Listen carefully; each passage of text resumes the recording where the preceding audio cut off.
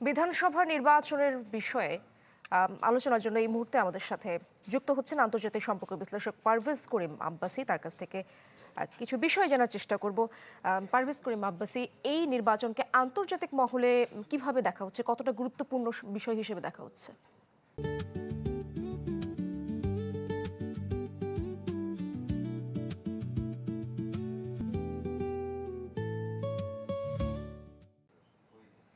আন্তর্জাতিক মহল মানে আমি বলবো হচ্ছে যে আমাদের বাংলাদেশে, কেন পশ্চিমবঙ্গ হচ্ছে ভারতের একটা অঙ্গ, মানে একটা রাজ্য।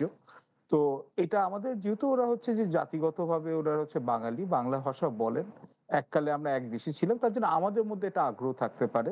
কিন্তু এর চেয়ে বেশি এখানে আমার মনে হয় না যে খুব বেশি এটা এখানে ইট উইল মেক ওয়েভস। কিন্তু বাংলাদেশের জন্য অবশ্যই এখানে হচ্ছে যে নানান এক সমীকরণের রাস্তা খুলে গেল। আপাতত আমরা যেভাবে দেখছি এখানে যে এই যদি আমার এখন যে এই আমাদের যে রেজাল্ট গুলো আসছে, যে মনে হচ্ছে যে বিজেপির এখানে দলটি এখানে শুভেন্দু অধিকারী এবং হচ্ছে দিলীপ ঘোষের নেতৃত্বে ওরা এখন হচ্ছে একটা মেজরিটি বা নিরঙ্কুশ একটা সংখ্যাগরিষ্ঠতা লাভ করার সম্ভাবনা আছে। তৃণমূল দ্বিতীয় পজিশনে থাকবে, যদিও বা এখানে আপনি যেটা আপনাদের রিপোর্টে বললো যে হাড্ডাহাড্ডি লড়াই চলছে।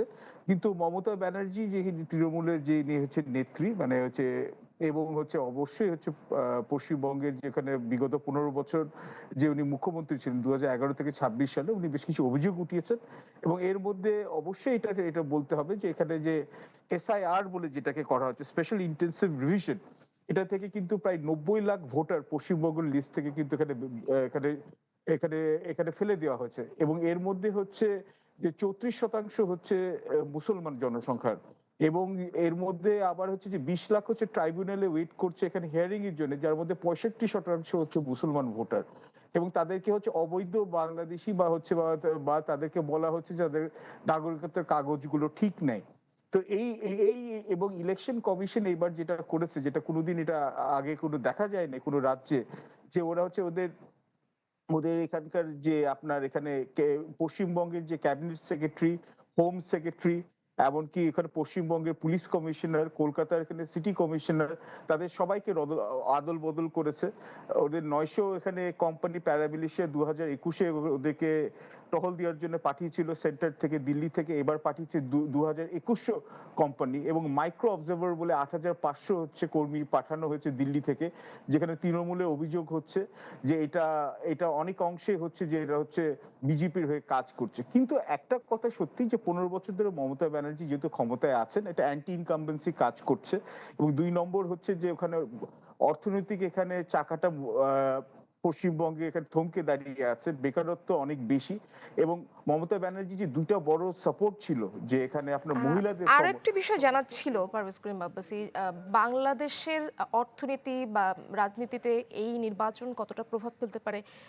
ভবিষ্যৎ আসলে কি হতে যাচ্ছে নির্বাচনের ফলাফল ঘিরে? যেটা আমি আমার আগে ইন্টারভিউতে আপনাদের সাথে বলেছিলাম, যদি দেখা যায় যে এখানে যেটা মনে হচ্ছে যে যদি বিজেপি যদি ক্ষমতায় আসে, তাহলে এখন হচ্ছে যে আমাদের জন্য আমাদের প্রত্যাশাটা অত্যন্ত স্পষ্ট, যে এখানে তিস্তার যে চুক্তিটা, এটা আমরা এখন তখন হচ্ছে দিল্লি থেকে আমরা হচ্ছে আবার চাপ দিব। কেন এতকাল তো বিজেপি এখানে সেন্টারে বলতো যে 2014 থেকে বা ইনফ্যাক্ট মনমোহন সিং এর গভর্নমেন্ট থেকে, যে যেহেতু মমতা ব্যানার্জি বিরোধিতা আছে, তার জন্য তিস্তা চুক্তি নবায়ন করা বা তিস্তা চুক্তি স্বাক্ষরিত করা যাচ্ছে না। এবং গঙ্গা চুক্তিটা এখানে হচ্ছে আমরা আমাদের ন্যায্য হিস্যার জন্য এখানে এটা নবায়ন করার জন্য আমরা আরো এখানে জোর দিব। কিন্তু এখন দেখতে হবে যে বিজেপি এখানে কতটুকু, এখানে যদি ওরা গভর্নমেন্ট ফর্ম করে ওয়েস্ট বেঙ্গলে, আমরা কতটুকু সুযোগ পাই। কেননা এক হচ্ছে যে আমার মাথায় রাখতে হবে যে এই স্পেশাল ইন্টেন্সিভ রিভিশনটা কিন্তু সিটিজেনশিপ অ্যামেন্ডমেন্ট অ্যাক্টেরই একটা অংশ। অনেকগুলো পশ্চিমবঙ্গের এখানে মুসলমানদেরকে বাংলাদেশি বলে এখানে ডিলিস্ট করে দেওয়া হচ্ছে বা ডিসইনফ্র্যাঞ্চাইজ করে যাওয়া যাচ্ছে। এবং যদি উগ্র হিন্দুত্ববাদী যদি রাজনীতিতে যদি আবার অ্যান্টি বাংলাদেশি কার্ড হয়, তাহলে ভারত এবং বাংলাদেশের মধ্যে যে সম্পর্ক রিসেট হচ্ছে সেটা বিঘ্নিত হতে পারে। এবং মমতা ব্যানার্জি কিন্তু এখনো হচ্ছে পশ্চিমবঙ্গে যদি হেরেও যান, উনি কিন্তু এখন একটা প্রধান বিরোধী দলের নেত্রী হবেন। এবং তখন উনি পশ্চিমবঙ্গের কোনো পক্ষে কোনো ছাড় দেওয়ার বিপরীতে উনি অ্যান্টি বাংলাদেশি পলিটিক্সে আবির্ভূত হতে পারেন। তো আমাদের ভবিষ্যৎটা বলে দিতে হবে যে এখানে কি আমরা আশা করতে পারি দিল্লির কাছ থেকে। কিন্তু দিল্লি যদি ঢাকার সাথে সম্পর্ক ভালো চায় বা এটা উন্নয়ন করতে চায়, তাহলে অবশ্যই আমাদেরকে আমাদের যে ন্যায্য যে পানি চুক্তিগুলো ওগুলো দিতে হবে। এবং অ্যান্টি বাংলাদেশি কার্ড ওদের লোকাল পলিটিক্সে এটা এটাকে কমাতে হবে, কিন্তু এখন দেখতে অনেক হবে যে ধন্যবাদ এটা এখন আপনাকে পারভেজ করিম আব্বাসী আমাদের সাথে যুক্ত হয়েছিলেন, আন্তর্জাতিক বিশ্লেষক। অনেক ধন্যবাদ আপনাকে।